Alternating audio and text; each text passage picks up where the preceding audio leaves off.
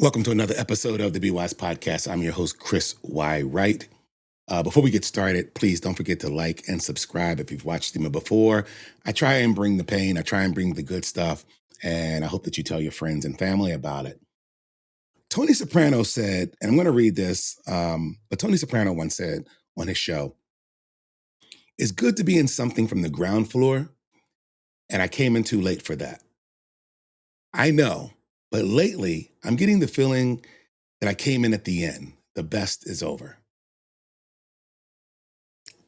That resonated with me this week. I am a newer MAGA supporter. I was not pro-Trump in 2015. I became that during the Biden administration, just watching the Democrats fall apart, not knowing what the hell was going on in my government, not understanding what the hell was going on in the country. Started to look back at some of Trump's policies, some of MAGA policies, and I was just like, man, Trump had it all right the first time. And then I felt like as I'm watching all of this go on during the Biden administration and then the first year of Trump, I kind of felt like, wait a minute. You ever go to a party? It started at 9, you get there at like 11:30, and you get in and no one's there. And you're kind of like, where's everybody at? They're like, oh man, everybody left. The party was jumping. You missed it. And that's how I could feel about my insertion into the MAGA movement. Now, I'm not one of those crazy MAGA fans. I don't buy Trump t-shirts. They're not on my body. I don't buy apparel. I do have a Make America Great Again hat, but I just bought that as a prop. I thought it would be some type of, I don't know, what do you call it, like a souvenir for years later. Remember the MAGA movement. But no, I'm not a crazy. I will never wear his name or get a tattoo. But I feel that it's a fun movement, or it was a fun movement. And now, ever since, lately, it's just like all falling apart. And I'm like, where do new MAGA supporters stand in all this? Like, what do we do? Because a lot of us aren't MAGA because of Trump. We're MAGA because of the ideology, because we would never be Democrats again. We don't believe in the liberal movement. We don't believe in wokeness. We like some of the bravado from Trump and the cabinet. We like that he makes decisions. The bravado, yeah, that can be appealing to a man. But for the most part, it's never been about solely Trump or worshiping Donald Trump. It's always been about, I like the MAGA message, and now it just feels like it's falling, all apart. And I don't know what to do with that. So I'm kind of confused, and I'm learning as I go. I voted for Donald Trump this last election. And I was just hoping to see more of the same of 2015, America first. And by the way, this show today is not about being anti-Trump. It's more about, what am I missing? Where do I go? Where do I lean? I'm not a follower. If I was a follower, I would have jumped on that bandwagon years ago. But I just watched and I watched and I watched. And I was like, what message is better for me? What message is better for the country? And from an identity standpoint, what message is better for even Black America? And it seems that it was Donald Trump. But is the movement falling apart? Is it splitting? I mean, MAGA is the house that Trump built. Let's be honest. So, today we're going to look at something that was once considered unthinkable in modern politics, like the visible cracking of the MAGA monolith. For nearly a decade, America First was locked in, was a unified front. But as we sit here in 2026, the movement is facing a massive identity crisis. We're seeing a tug of war between the populist base and the current administration, the foreign policy. We're seeing icons like Candace Owens and Marjorie Taylor Greene drifting into different orbits. Is MAGA evolving, or is it eating itself? And we're going to get into that. I want to start by just going over some recent videos that I saw or watched, and I'm like wondering what the hell's going on. I don't know. It's lost its edge, right? Like MAGA's over. You just know it's over. It's just over. And I say this, by the way, and I'm always very honest with you about how people are behind the scenes. Eric and Laura have always been unbelievably kind to me. I have nothing bad to say about them as human beings. Laura works very hard.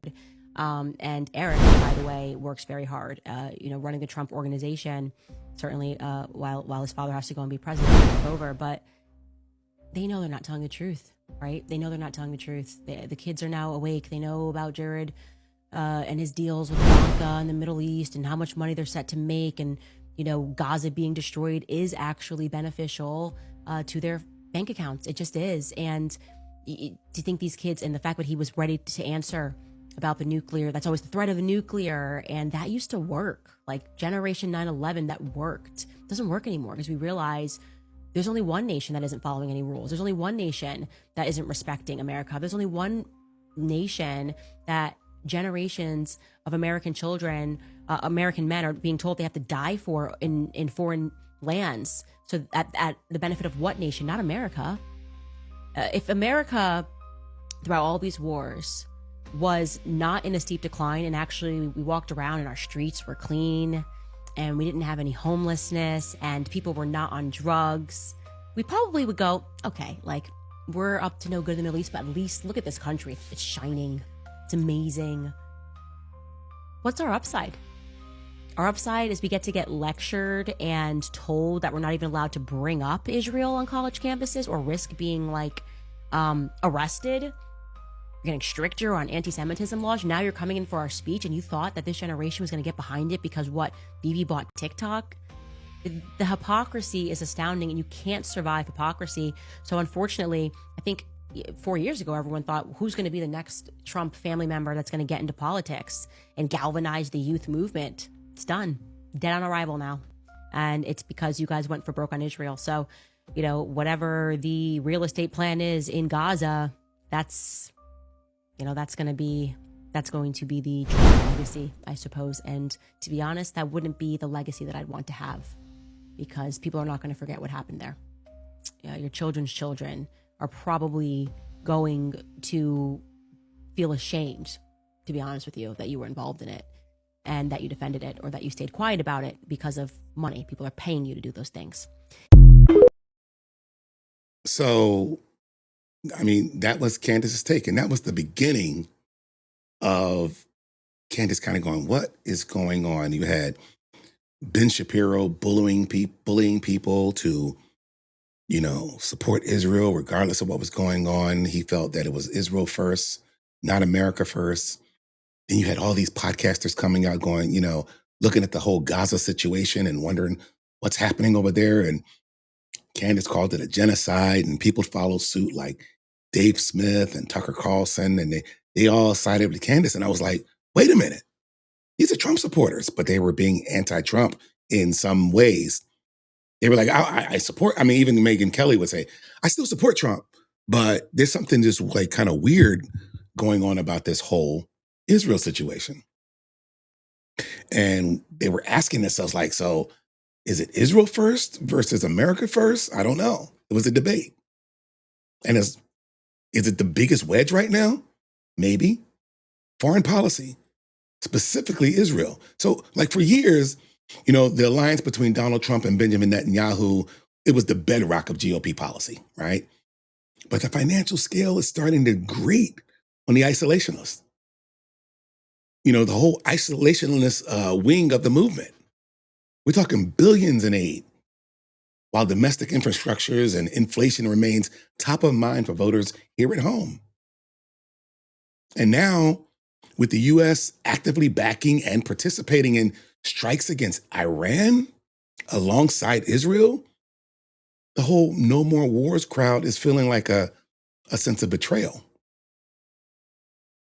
The core promise of 2016 was ending forever wars. And to many in the base, a conflict with Iran feels like the ultimate deviation from that promise. They're asking, is this America first, or is this the return to the neoconservative era of the early 2000s, the W era? And take a look at some of these takes on Israel, and it's changed. First means we don't go to war on behalf of other countries. But you wouldn't know about that, Ben Shapiro, because you're not America first, as we all know you're Israel first. The existence of the state of Israel is the single greatest guarantor of my loyalty to the United States, frankly. The existence of the state of Israel is the single greatest guarantor of my loyalty to the United States, frankly. Tell me something, Ben Shapiro. When Netanyahu said in 1992 that Iran was 1 to 3 years away from a nuke, and then when he said they were 1 to 3 years away from a nuke, again and again and again, Iran will be capable of producing nuclear bombs within 3 or 5 years. Is getting extremely close. Iran racing to develop nuclear weapons. Iran is gearing up to have 250 bombs in a decade. At most, by next summer, they will be finished. Weeks away for an entire arsenal of nuclear bombs. To make a bomb very quickly, Iran could produce a nuclear weapon in a very short time. It could be within a few months. Was he wrong? Or was he trying to lie my country into another war just like he did with Iraq and Libya and Syria? Like, how much does it matter what Americans think? Well, it matters every bit what Americans think. That's why Americans vote. It's why Americans have the opportunity to have free speech. We want them to have that. Okay, so what percentage of Americans support a war with Iran? I don't know. Do you know? I do. I think it's around, I saw the numbers yesterday. I think it was like 21%. Okay. Is that enough to have a war with Iran? We don't live in a world where you have a poll taken to find out whether our policy should be a particular direction. Because I thought you just said that that's we direct vote. democracy. No, we care deeply about it. But on the other hand, do we make the decisions of foreign policy and even domestic policy based on we what care the latest deeply about poll it? In number what is? sense? If we're ignoring it, then in what sense do we, quote, care deeply about it? Well, I think we care deeply when we see there's a threat. No, but about Americans' opinions. So you've got 350 million Americans. Yeah. They voted in this last election on the basis, in part, of the promise no more wars. Okay. Mm-hmm. So now we're about to have a war, looks like. 80% of people are against it. In that range, let's say 70%, but nowhere near majority support for this war. And it's not direct democracy, but it is a form of democracy. It's representative democracy. The ultimate form of democracy in our system, in a republic, because we're not a true democracy, we're a republic. Exactly, right? It's a mediated democracy. It'll be an opportunity for Americans to vote if they think that we've made the wrong policy decisions. I personally think the president is making the right policy decisions. But I guess, but you just said it matters deeply what Americans think, and if the overwhelming majority are against it, in what sense does it matter? Because what I hear is it matters what they think, but it really doesn't matter what they think because... No, you take it in, you certainly ingest that. And then what do you do with it once you ingest it? Then you make sure that you have... No, you just gotta... It goes out the other end, obviously. So, yeah, I mean, this whole America first, Israel first, Trump's loyalty to Bibi Netanyahu just feels weird to a lot of people. It's not what they voted for. And that's troublesome. And when Trump came down the golden escalator, we thought he was going to be the boss, not the underboss. Sorry to use the mafia reference after talking about The Sopranos, but that's just what I thought about. It's almost like Donald Trump is acting like the underboss, not the boss. And America sees that. Like, MAGA supporters sees that. And I don't know. So we had that, and then we had the Epstein files. No one told the Trump administration to open that can of worms. Right in the beginning, they came out with these white binders. We're going to woohoo! We're going to be transparent. We had the DOJ. We had, Bongino and Kash Patel and Kristi Noem and Homeland Security. All these people were coming out. All these people. Pete Hegseth, they held up these white binders. They opened that can of worms. We're going to release the Epstein files. We're going to release the JFK files. We're going to release the MLK file. We're going to release everything. We're going to be totally transparent. And that kind of blew up in their face because really no one was talking about it. Because we knew we had gone through a second Obama term, we had gone through a term with Trump, we went through a term with Biden, and the Epstein file conversation was all but dead. No one was talking about it. And the Trump administration opened that can of worms, and it was kind of like suicide. And then when the files were finally unsealed, the movement didn't just point the finger at the other side. It sparked a massive internal purity test. Now we were on our heels going, well, what about Biden? What about Biden? Like the MAGA base is built on this deep-seated trust of the elite. So when names from all sides of the aisle, including those once close to Trump, circled, appeared in the documents, it fractured the narrative. It created, all right, you know what? Screw it. Let's burn it all down. That sentiment, that doesn't even spare its own leaders. And if the movement is built on exposing the deep state, any proximity to the Epstein orbit becomes a radioactive political liability that Trump has struggled to navigate. And he says, are we still talking about the Epstein files? We wouldn't have been. We would not have been. But you brought it up, buddy. And saying all this to say, like I said, I am more pro-MAGA right now because I'm anti-Democrat and I don't like the neoconservatives. I don't like the Republican Party. I'm a registered independent who jumped on the MAGA bandwagon. But as soon as I jumped on, the train started flying off the track. And I'm pissed. I am pissed. Any of you out there feel like that? Like, man, just when I thought I became part of this fun party, it's over. It's over. Listen to what Candace said. This is not what MAGA was supposed to be, okay? MAGA is not just whatever Trump says. Now, even if it completely conflicts with what Trump said yesterday, the divide is very clear that it is Israel first versus America first, okay? And the way that you know that we have been completely infiltrated as a movement by Israel firsters, okay, is because the literal never Trump movement from 2015, the neocons, the warhawks who put their faces on the cover of whatever they need to put their faces on the cover of to say to Americans, I'm a conservative, but even I agree that it's better that Hillary Clinton is president rather than having Adolf Hitler, right? These were the conservatives, we call them neocons. There is not another military in the world that could have done this. Now is the time for peace. Thank you for your attention to this matter. Now is the time for peace. That's what I mean, obviously, that is usually, if I'm trying to achieve peace, dropping bombs on people is usually the way to go. It's like, beat them to a pulp and then call for peace because that makes so much sense. That's ridiculous, obviously. And immediately MAGA began to revolt because what were all of these promises? No new wars, we said, right? No new wars was one of the early campaign promises dating back to 2015 when people jumped onto the Trump train. It was because there was this vision of the forgotten man. We're so tired of being involved in these never ending wars, being told that we're spreading democracy, and then only to come back and find that our country is in a steep decline. Okay. So we're immediately going, we've got whiplash because yesterday was Friday and you said you're going to take a little pause and think. And then the Israeli media starts reporting that Bibi Netanyahu got on the phone and was like, no, there's a president and then there's like the ultra president, Bibi Netanyahu. We want you to hit him now. And so Trump did it. He hit him now. See, the boss and the underboss. Who's in charge? Who's in charge?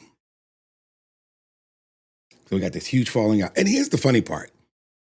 There are like major names in the Trump movement, like names that are like octopus arms that was all making it move, the locomotive, the train that was making the Trump train go. And it was people like Candace Owens, people like Charlie Kirk, Marjorie Taylor Greene, the big one like Tucker Carlson, Megyn Kelly. These were the voices. And then, of course, you had the people on Fox News, like Jesse Waters, you know. These were the names, the people that was pushing. And now they're all like going, what are you doing, sir? Like, we're talking about the personalities. And Candace Owens was arguably the most articulate voice for young conservatives. She came from the Charlie Kirk camp. Her split was loud and ideological. Ideological. I said that's so wrong. I'm sorry. She explicitly labeled the current trajectory as Israel first over American first. She was the first to say it. Everybody said, I said it too. What's going on with Candace? She's losing it. She must have took the check, right? She must, she was anti-Trump suddenly. But then I realized over time, she wasn't anti-Trump. She was anti-mission. She didn't like the direction of MAGA. She didn't just leave a network. She essentially just walked out.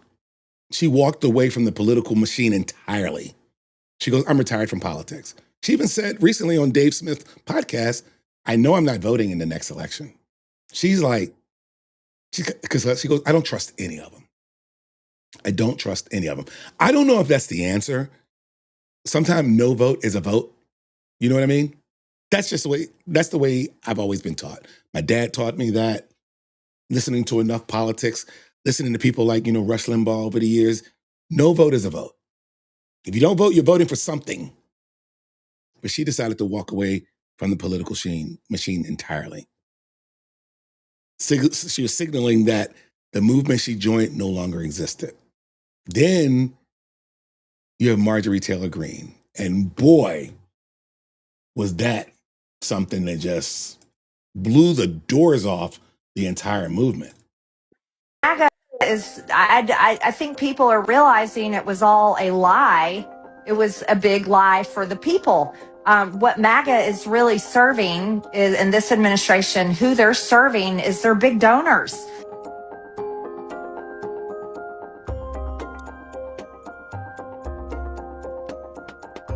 Those are the people that get the special favors, they get the government contracts, they get the pardons, or somebody they love or one of their friends gets a pardon. And it's the foreign countries that are running the show here.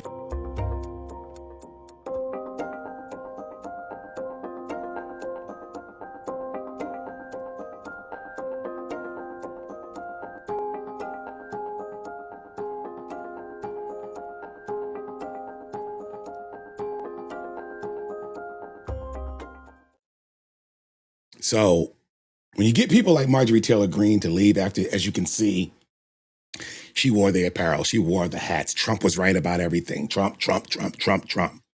And this is why a lot of the left, they don't sympathize for her. They were like, you did this, lady. You were like a major spark in that movement. I mean, she was the firebrand of the House. And her riff with Trump and her, distancing herself from the more radical elements of the Freedom Caucus, it kind of left her in political no man's land because, like I said, the left are going to say, well, come over here, or we understand how you feel. And then you had the base, they see her as having gone establishment just to stay close to power. And when the base loses their faith in their fighters, the movement kind of loses its teeth.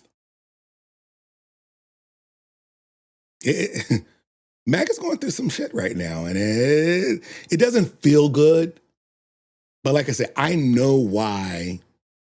And sometimes you got to be in certain circles where you can say, yeah, I'm MAGA.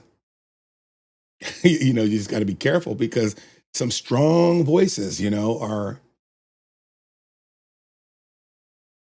Yeah. I don't know. It's just weird to me. Here's my thing. I understand the MAGA party is over. It got infiltrated by a bunch of losers. But why must we be forced to watch it bleed out slowly? This feels like it's just a humiliation ritual at this point. Even the way that Bibi Netanyahu shows up, I don't know if you saw yesterday, like a motorcade, bigger and longer and more secure than President Trump's when he travels. I feel like he just does that because you got to imagine being Bibi Netanyahu, right? He can do whatever he wants and nobody will check him. Like he goes around telling presidents what they're going to do, how many people have to die, who he's going to assassinate, and people just take it. And so it must be so boring for him. And in order for him to feel any pleasure, he must only derive it from other people's pain. You know what I mean? There's something sadistic about the entire thing. Watching what he's doing to Trump pulling out his chair, giving him this huge motorcade to come in, helicopter above. Nobody comes in like this. That's how Bibi Netanyahu comes in. And Trump, if you would think that he could be like, okay, I'm going to defend speech in America. That's it. This is the last relic of what MAGA is. And he's doing the exact opposite. And so President Donald Trump has this White House Religious Liberty Commission. And of course, they were doing a hearing on anti-Semitism because that's what's happening. That's the only thing that could be happening. It's not like, the mass murder of hundreds of thousands of children that people are upset about. It's just because the Jews are doing it, if you believe them. And Carrie Prejean Bowler stood up and she said, this is unacceptable. This hearing is unacceptable.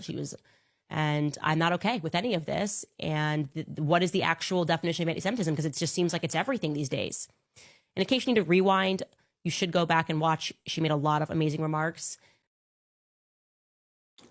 So this whole Israel thing has really splintered the MAGA movement.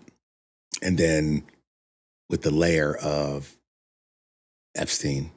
But when your movement becomes splintered, then people start looking at everything. Like they're looking at things that's been going on for decades, and now they start laying that at your feet. They're like, Trump, you're also in bed with these tech giants and these populist, people and these donors.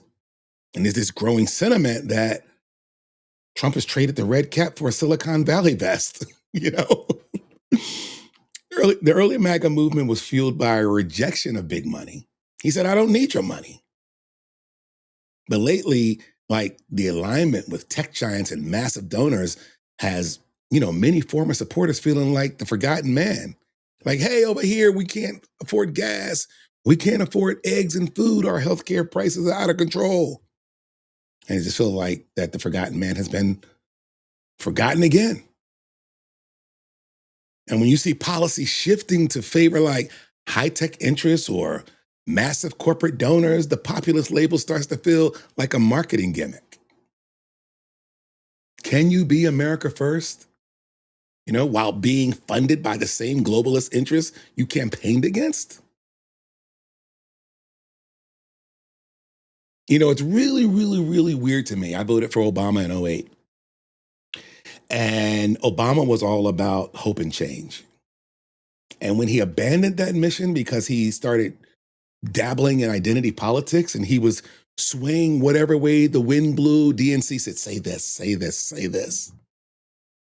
And he was saying it when hope and change failed because it had literally failed and lost its luster by his second term. It's a little different with MAGA.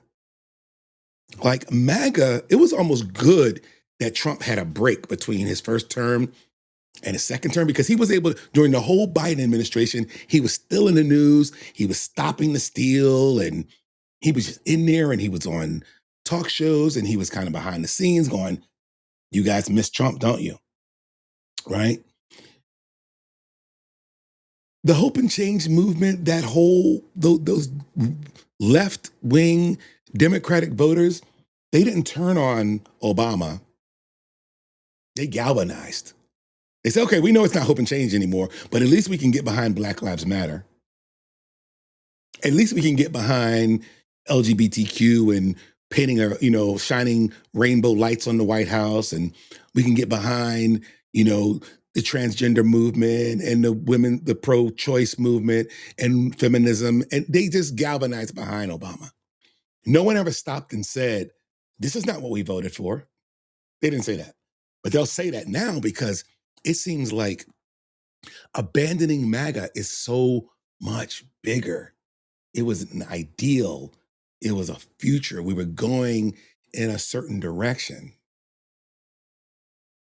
But let's look at hope and change. So he captured the same, Obama, he captured the same outsider energy, right? People were desperate for a departure from the Bush years and his dad and Cheney and Rice and Condoleezza and all those people. Desperate for a change, desperate for a departure. But the disappointment came when change looked a lot like status quo.